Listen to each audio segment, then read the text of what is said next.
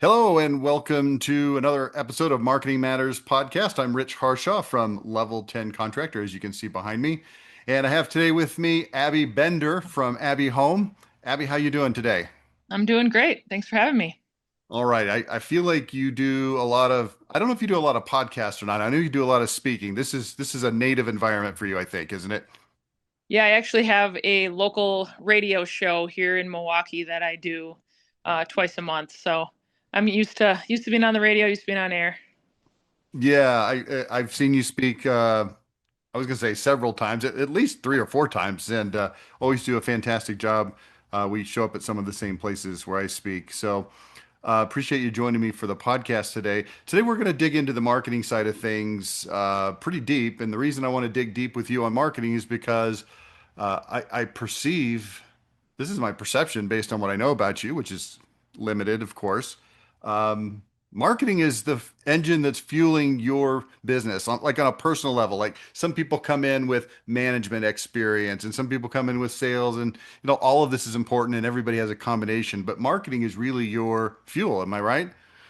Yeah, sales and marketing. I started off being a sales rep and worked for my stepdad for a few years and realized that I wanted to sell higher quality products and have some differentiation and not just be able to sell anything. And that's kind of why I started my own company. And TV just kind of took us to a different level. And being a woman-owned business, we were able to kind of separate ourselves in the market. How long you been in business now? This is our 15th year.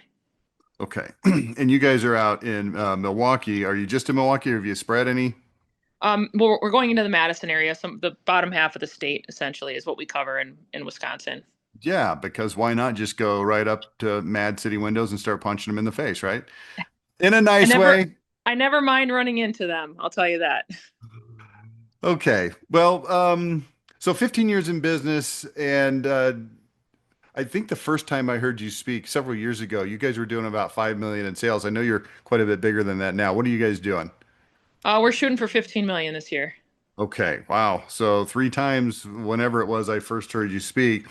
So let's dive into this. You told me in our pre-production meeting that you are involved in make marketing and take marketing. I know these are terms that most people know. Explain what that means, and then give a little bit of a like a starting point for this conversation on what you're doing in those two regards. For sure.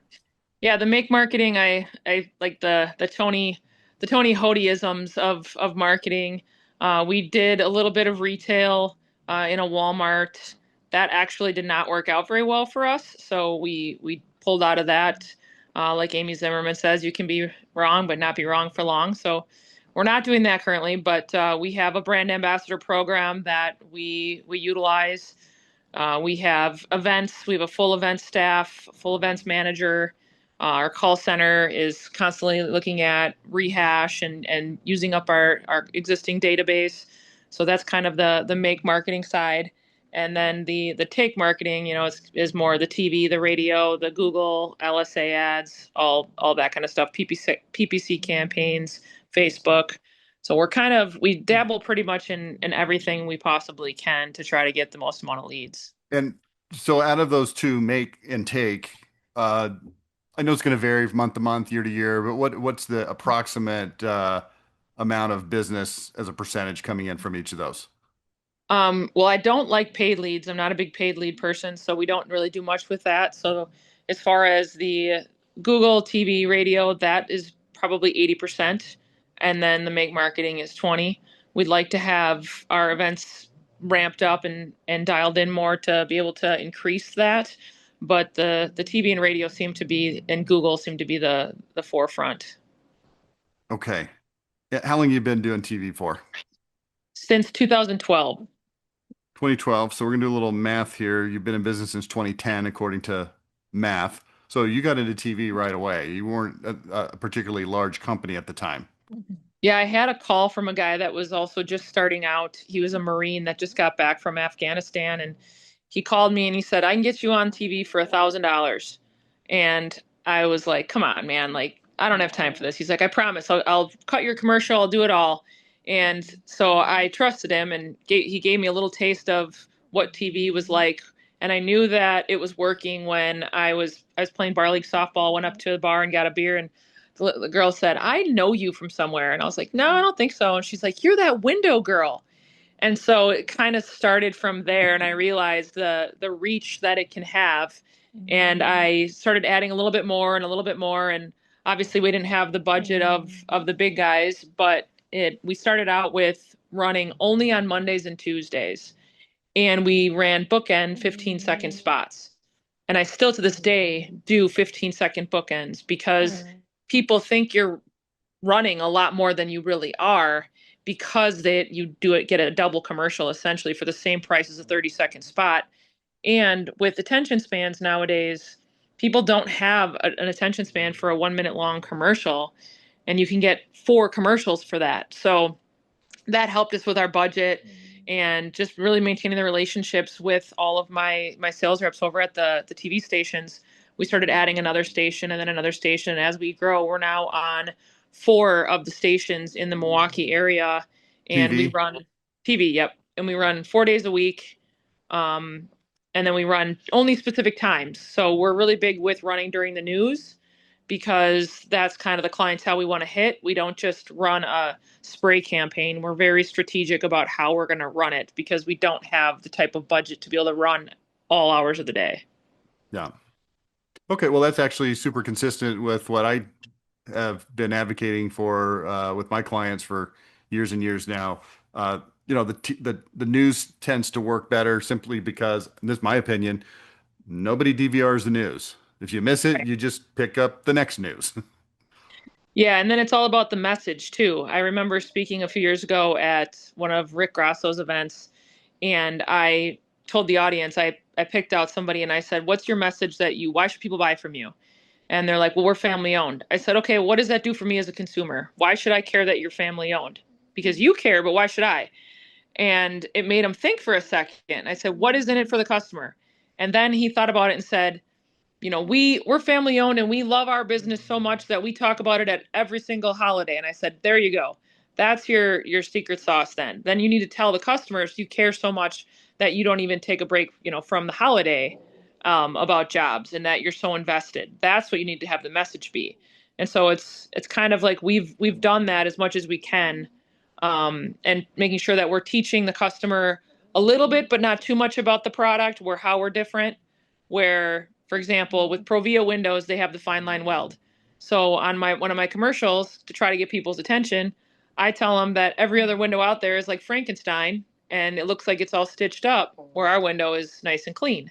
So it gives them a little bit of a visual at the same time with a call to action. So it's not just a call to action. Yeah, I'm gonna impose uh, a word into this conversation right now because everything that you're talking about is this word, which is storytelling. You're storytelling. Exactly. We're a family-owned business, so what? Well, we can't get enough of it. We talk about it this is just telling the story. The Frankenstein is creating an image. So how much of your story centers on the fact that you're a female-owned business versus other elements of your story? I'm going to assume that it's sort of foundational, but then you stack other elements on top of that. The biggest thing is our tagline. It's consistent every single time. We have a jingle, and the jingle is consistent TV, radio. Every time it's on our phone number when you call that and you're on hold, you're getting our jingle. And then with that, the message is if somebody asks you if you know a guy in the business, you can say no, but I know a girl. And so that is on every single radio spot, every single TV spot. And so that's why people they kind of know that tagline. And I actually fell into that. I wrote that because I was waiting actually to record other spots at the radio station. And a friend of mine actually asked me if I had a guy that was a painter. And I was like, no, but I actually have a girl that's a painter. And then she said, great, do you have a drywaller? And I'm like, no, but I have a girl that's a drywaller. And then I thought I should do that for windows. So I cut one Hey, that's spot. me. Yeah, I cut one spot and it was amazing how many people it resonated with. And they were like, hey, I know a girl, I know a girl. And so that kind of just became our tagline from there on. Not without a bunch of some feminists letting me know they hate it, that I should be gal or lady or whatever. But it resonates with people and it gets their attention. So it's working. We have about 27% share of the market now from the Marshall Media survey. So I'll take it. So you lean obviously based on what you just said heavily into the female-owned business. Um, so let's translate this for somebody who doesn't have. There's very few female-owned business in this industry. In fact, the majority of the podcast listeners, the majority of the people that you speak to when you're on stage are not female. So that's not something that they can lean into. So what's your advice to them on how to lean into their story? 100% own it, and use it where you can. I think that a lot of times women have to try to make up for sometimes people have a view that we're not as smart or we wouldn't know as much in construction. And so I tried to learn everything I possibly could about every single product. And so when I was selling and I'd go into somebody's home, I never didn't have the answer. And so when they asked me, what about this? And I knew the answer, I'd get the backhanded compliments of like, wow, you know a lot for a girl, you know more than those guys. But I just took it in stride and you just, keep pushing and definitely use it to your advantage. And if you go to conferences, it's the shortest line into the bathrooms is in the women's. So it's a different vibe. Yeah, I noticed something recently about a month ago. I was at the Tony Hody conference. I believe you were there speaking, if I'm not mistaken. I was at No? the Yoho one. Yoho. Okay. At the Tony Hody one, they've got an amazing speaker and trainer in Megan. I think most people know her. Um, and I noticed something at that conference that I'd never noticed before, which is women over-indexed in the audience compared to normal conferences. I estimated probably about 30%, like a Wow. solid 30%. Like it was noticeable.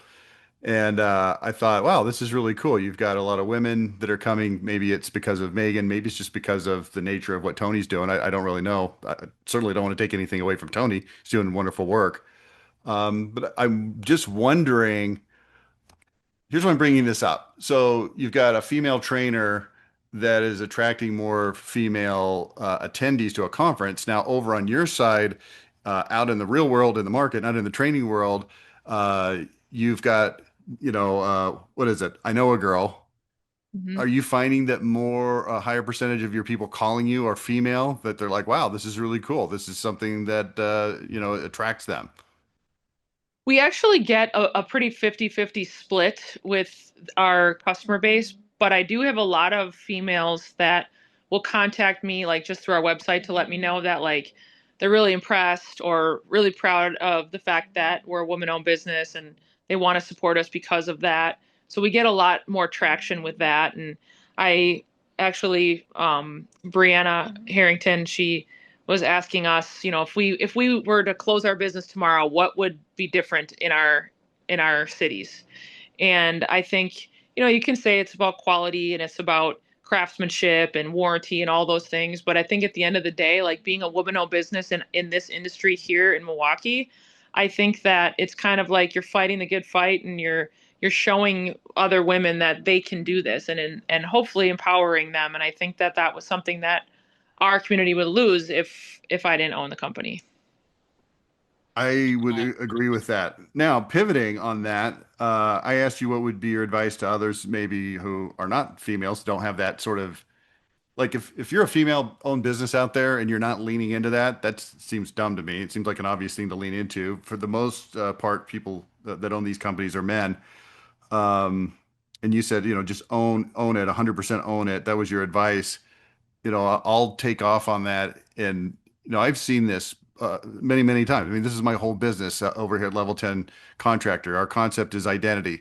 Tell your story, build your case, who you are, how you're different, why you're better, what people can expect when they do business with you. And whatever the story is, whether it's your products or your workmanship or your core values or the bedside manner, how you treat people, maybe it's your culture. If you lean into that and you become good at telling stories, you can have an equally effective result because it's not that people like that you're a female and they love that story, But I would suggest that the foundational thing is that you have a story that's interesting in the first place that you're telling, and it happens to be that you're a female.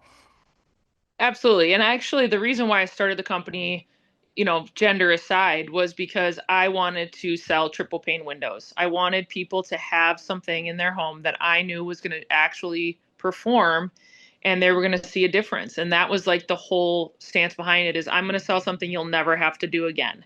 No matter what product you choose, you'll never have to do it again. And I think that we walk this fine line in marketing of how much do we tell our story and how much do we make sure the homeowner knows it's about them.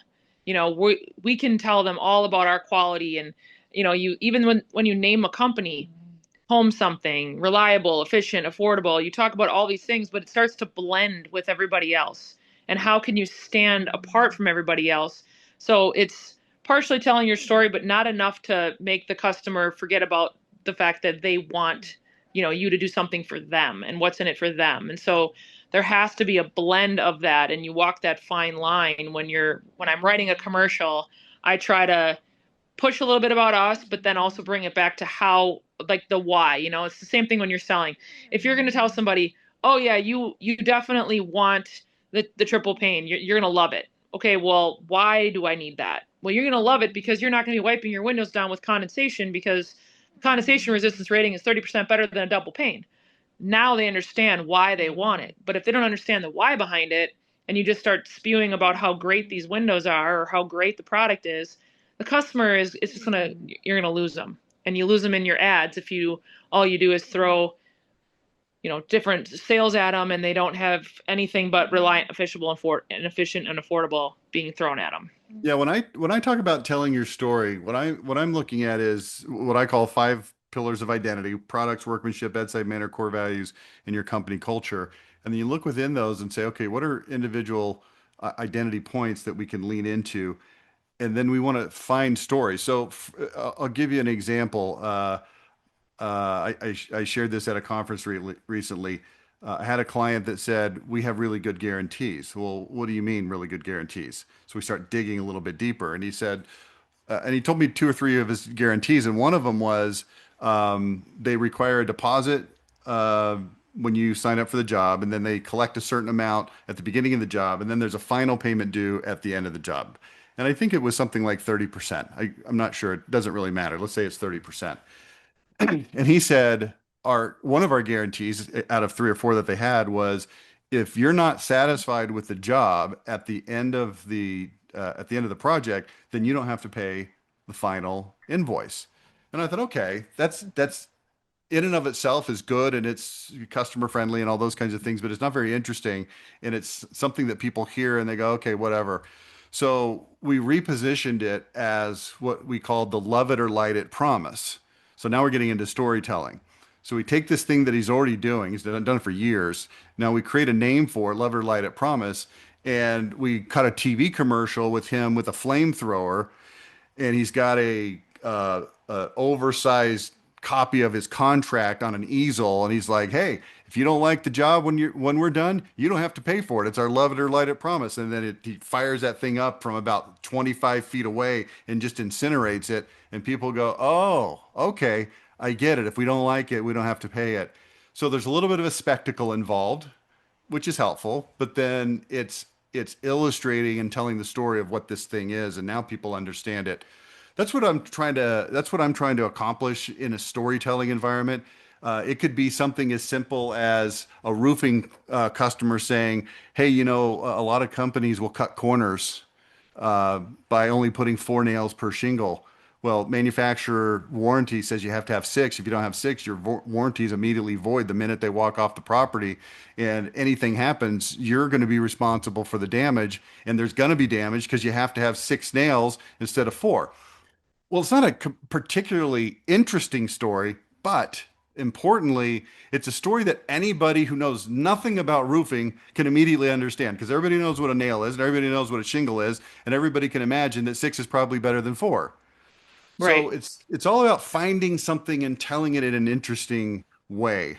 Tell me about this. So you said something interesting a minute ago. You're never going to have to do it again. That was the premise of your company, you said. Right. So that was a triple pane window. Can I assume that there's other products that are similarly situated where if you buy this higher quality thing, you don't have to do it again in the future? Every single thing we do, you'll never have to replace it again. So as long as you're in the house, the only thing I can't guarantee is your roof if you get hail damage, but the insurance will pick up the cost of it. So you'll never have to pay for anything else that we put in, So whether is this an it's ongoing theme of your ads as well?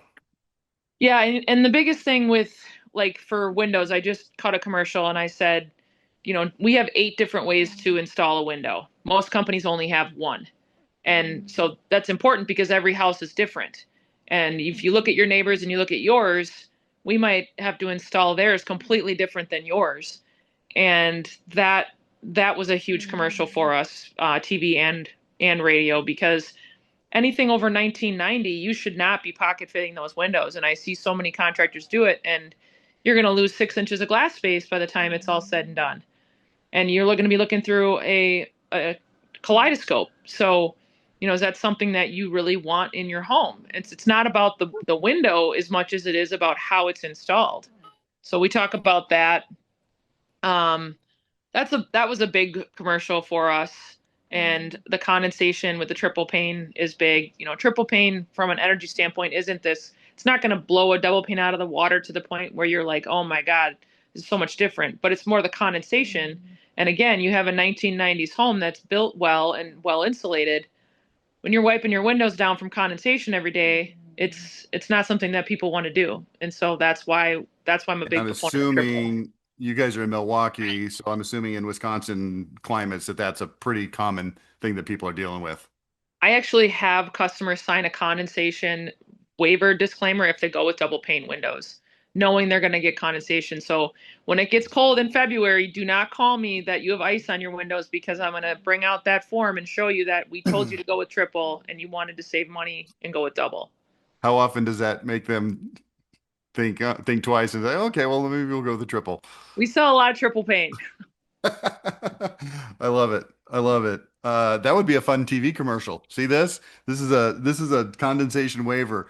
We're known for triple pane windows, but every once in a while we have this guy who just absolutely insists he wants to save a few dollars on this double pane, and we make him sign this because I promise you it is going to sweat. It's going to Yep. get wet. Yep. Maybe the Doesn't matter the brand. It's just the fact of science. yeah, science can't be science is undefeated. Yep. Okay. Let's go in a couple different directions here. Uh, so tell me how you learned marketing. Was it just organic? You just tried stuff and it worked or didn't work? Or did you learn from the likes of Tony Hody or Dan Kennedy or Jay Abraham? Where did this come from? So actually the TV I learned from my reps at the station. They really guided me and I just kind of because I was in the house selling, I realized that I wanted to give the same message as fast as I could in a 15-second spot or 30-second radio spot that I would in a home when I'm trying to explain to somebody why they want something. So I kind of gave the Cliff Notes version as fast as I could in that where I would listen to the customers in the home and be like, okay, this is something that keeps coming up. This is something that's important to them. And that's where I'd get my ideas for commercials. But how we strategically planned the bookends and all that, that all came from my radio station. And actually just going to conferences and listening to people talk. Like I heard Amy Ron speak a few years ago in Philly, I think it was. And she's the one that said, if you're not asking for your 15% net and you're running your own agency, you need to, make sure you ask for that. So I get back home and I ask for it and boom. I think that woman saved me about a Ferrari's worth of advertising just by asking for that discount that you don't think to do. So just picking up little tricks from other people and then radio, I bought another company that he was retiring, so I bought his company and then he told me, make sure that you continue on with the radio show. It's definitely worth it. And so I continued on with his radio show and that pretty much doubled our business back in 2013. The first year we did it because it started really gaining traction. It's an AM conservative talk radio station in Milwaukee and it's the number one listened to. And so I added commercials with that and again, just started keeping the message the same is try to deliver a little something about the product, and then differentiate, and then do a little bit of a call to action. But I didn't focus on call to action as much until we hit probably that $10 million threshold. And then I started focusing more on a call to action. It was more about building the brand at the time. So why did you shift that at 10? I think it was because we just needed to get more leads, and it was a matter of we were kind of hitting a threshold of not being able to get as many leads. And so we pivoted to say, well, maybe we need to have more enticing marketing. And I saw, like, a lot of the bigger players were doing it. And I'm like, okay, let's try running a call to action with it, because maybe that'll get some more calls. Not anything crazy like 50% off sales or buy one, get one, but enough to maybe like actually have something besides just a brand. And that's kind of why we shifted a little bit more towards that. So it sounds like you've shifted in that direction, but not, you haven't moved to that island. Right. Yeah, just a little something other than just promoting the brand, because it's the brand is strong here in Milwaukee to a point where, I can't, if I had I have people staring at me whenever I go somewhere, because I am the face of the TV. I even had somebody recognize my voice once when I was talking to them in a store. So I definitely know it's strong, but it's just a matter of the market shifting a little bit. The economy's has been kind of up and down. And I think that where people are at right now with inflation and everything being so high and everyone getting used to the fact that building products have gone up so much, I feel like having a call to action might entice them a little bit more, offering more financing options and letting them know that there's payment plans available, and that kind of stuff has kind of helped get the phone ringing as well. To what extent do you guys lean into financing? Heavily. I mean, especially in the last year and the last couple years. I mean, 2022, I could get anybody financing. Didn't matter. Everyone was getting approved. Now it's getting, the finance declines are going up. So some 0% plans are enticing, but it's more that lower payment, long-term financing, it seems like, is where people are sitting. And I actually been looking at more of getting the people pre-approvals for HELOCs in a home for secured loans, because the banks are so tight on an unsecured loan now. Hmm. Tell me about your brand ambassador program. So that the biggest thing that I learned with brand ambassador when we first started it, I was gung ho about, canvas and referrals. We're going to get tons of leads this way. And as much as I would love to say that we get tons and tons of leads and referrals, the biggest thing that brand ambassador brings to us more than anything is the our part of our Abby Cares program. So it's leaning into that customer service piece and making the customer, happy at the end, so that hopefully down the line we get referrals. They're not just spewing them off to us. But the Google reviews is the biggest thing. That's helped us launch a ton of reviews, because we're there. We can, hand them the iPad, or they can do it themselves with us there. We have the little business card with a QR code right on it, so they can scan it and do the review. We bring them obviously the gift. And then we also can do small little services if they need something, or we can document it on our company cam so that we don't have to send somebody back out. It just kind of streamlines our entire Abby Cares process, and it gets us more reviews than anything. I mean, I'd love for the canvassing and the referrals to blossom, but it's been more of a slower burn. We also signed up for the GTR marketing with Jamie's group, and that's helped a lot too. We've gotten some referrals from that, and we actually sign anyone that didn't sign up prior to their job. We sign them up at the brand ambassador visit for the GTR on the app. So if they do have referrals down the line, they remember that they can get money back, and it's accessible right on their phone. Okay, and for anybody listening that's not familiar with that GTR, get the referral. Look it up. It's a cool product. Yeah, we've gotten quite a bit of referrals that way, more so than someone just, throwing a name out there of somebody that wants anything. How long you guys been doing brand ambassador? 3 years.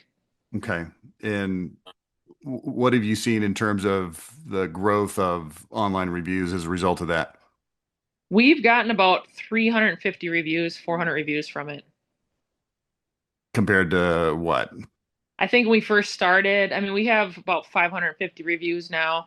I think when we first started, we probably had maybe 7,500 reviews. So So 7,500, no, 75 to 100. 75 to 100. Yeah, So you had been in business for 12-ish years and had 75 reviews. right. Yeah, it So was definitely not as big a focus as it became in the last few years. yeah, I have a belief. Time will tell if it's true or not, but my belief is that as AI starts to take over search, that the reviews are going to become more and more important. I mean, we're pushing every day for them because of that. I think we live and die by it, especially on Amazon or anything. So it's huge, and that's why the brand ambassador is worth it to me more so than a canvassing lead or a referral at this point. Yeah. So you mentioned company cam a minute ago. So are you guys getting photos and videos of your customers using those as social proof, social media, etc.? Yeah, we have some video testimonials that we've done probably a dozen of those. We've also done the pictures with the Abby sign and happy satisfied customer. We've done those. We've done that on social media. We've pushed that. We've had some fun with it where customers have like put on some crazy sunglasses or had their dog in it or things like that. But we've done probably a couple hundred of those that we have on our social media page. And how did you learn brand ambassador? Did you learn it through Tony Hody or Right. Bob Yep. Quillen or somebody? Yeah, we brought Tony on. Okay. Okay. Well, tell me about, let's go back to TV a little bit. You guys are veterans of the TV. I love that story you got on with $1,000 just a couple years after going into business. Have you guys made any transition into OTT or CTV recently? Yeah, the last year we really started pushing the OTT and have dialed it in. We've upped our budget pretty much every 3 months. We've been upping it. We've seen success. I think if you would ask me 5 years ago, I would have said, we're not there. We're not ready yet. I don't think it's working. But I think the more dialed in OTT has gotten and the more you can really choose your customer and the more people are cutting cable, I think that it's been pretty effective for us, actually. Yeah, I mean, 5 years ago, OTT just simply was not affordable. I don't know what you guys are paying up there in Milwaukee on TV. I've done TV up there in the past. I think we were paying something like $4 to $6 CPMs for 18 plus. I mean, you can measure that a million different ways. Uh, you look at OTT 5 years ago, $45 CPM. Yeah. So he's like, hey, do we want 450 CPM or 45? It's literally a 10x differential. And so that's a hard pill to swallow, but now it's down in the let's just say for full episode programming on smart TVs, it's going to be in the low to mid 20s typically. And that's still a lot more than linear TV, but my gosh, with the targeting capabilities and the optimization capabilities, it definitely seems to be worth it. Yeah, and we've definitely seen that Hulu has been a lot more effective for us just because of the fact that you have someone that's paying for that subscription more so than a Tubi or freebie or something like that. So we've found that to be more effective. The more we add to Hulu, even though Hulu costs more, we've seen that convert higher. So that's why we've kind of upped our budget and moved things into Hulu more than anything. Yeah. Well, and the cool thing about OTT is, you got attribution so you can see who's actually taking an action and going to your website, and then you can optimize against that, whether it be the publishers like Hulu and others, or if it's specific ad copy that's working better than others, specific zip codes that are working better than others. The ability to optimize that over time it, it completely does not exist on linear TV. Right. And then, partnering with like a Ring Digital or Full Throttle, then they can kind of see who goes to the website and take it from there. So it's, marketing, it's all about connecting the dots, and finding that each one has a place. Yeah, so as we kind of come into the home stretch here of this conversation, let's shift gears to what you just mentioned. Let's talk tech stack. Give me your top two or three tech stack components that you'd recommend to people. We use Lead Perfection for pretty much our everything is our CRM, and that's huge. Company Cam has been a big game changer for us just because we used to use Google Drive and now we can put everything in there, documents, templates, all of it. So if you really full out use Company Cam to its ability, that is huge for us. And then we use One Click Contractor for all of our estimating software. So those are the big three that we use every single day. Okay. Are you guys using any of the um, sales AI tools like Rilla or Zero or any of the tools like Lace that help with your call center with AI? Yeah, we are hooked up with Rilla. I have some a little bit older school sales managers that really, they trying to get them bought into it was a little bit of a tough thing. And then I think the more they started seeing the ability of it and what you could use it for, they started liking it more and more. The reps, they were totally like the first round of reps we had, and we kind of had to literally burn our sales team to the ground about 2 years ago, but they were not for it. They were totally against it. And then this new up and coming class that we've had for a year and a half now, they were totally fine with it because they came on like that was an expectation coming on where everyone that was here when we first started it, that wasn't what they were used to. That wasn't what they were told. So Did that was they a bit of feel a curve. do they feel threatened? Well, I mean, what was their problem with it? Yeah, I think they felt that if you don't trust me to, run a lead in a home, why am I here kind of thing. They didn't like the fact that homeowners are being recorded. So we don't really focus on it as much as we were initially. It's still part of our stack, but it's not like I can't say like, "Oh my God, like our numbers are through the roof with it." And so we're kind of still trying to figure out if we want to continue or not with it. Would you say that it's more useful for newer reps as they're getting trained up? Yeah, I definitely think for onboarding and training the first 3 to 6 months, I think it definitely has its place. For the veteran reps, once they're going, I think it's more they kind of can self-evaluate and know where they missed. And if you have a rep that's hungry that wants to succeed, they don't need you to tell them what they're doing. They could be able to analyze it themselves and see a lot of times where they're missing. Once you start doing a one-on-one and talking to them, they'll Hmm. realize they'll have those aha moments of that's what I didn't do, you know. All right. Well, any speaking events that are coming up for you that people can come take a look at what you have to say in person? Nothing on the docket right now. Just enjoying the summer. Well, that's too bad. I always enjoy hearing you speak at the conferences. If anybody wants to reach out to you, ask a question, what would be the best way to get in touch with you? You can email me. It's just abby@abbyhome.com, ABBY. That's probably Okay. the quickest and easiest way. Abby at abbyhome.com. Most of the people that I talk to that are running highly successful businesses like Abby Home, they tend to be also the kind of people that not only are willing to talk to people who are maybe not as far down the path, but actually kind of enjoy it and certainly don't mind it at all. Is that, I don't want to impose that on you, but is that true No, here? absolutely. I'd be happy to walk anybody through. Like I said, the TV and radio is more my strength. Anyone has questions or how to strategically do it on a lower budget, I've been in those shoes, so I can definitely walk you through it and help you take that leap.